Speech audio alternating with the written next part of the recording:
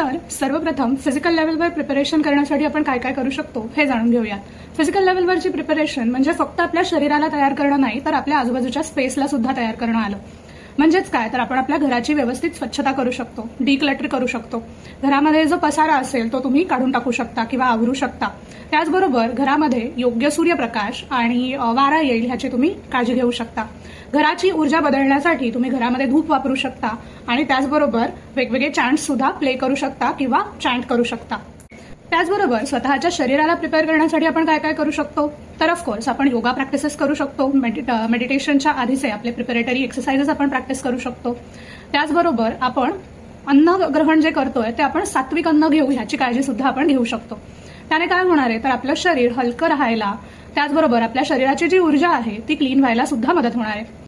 त्याबरोबर आपण salt bath सुद्धा घेऊ शकतो। म्हणजेच काय, तर अंगाला मीठ लावून आपण आंघोळ करू शकतो।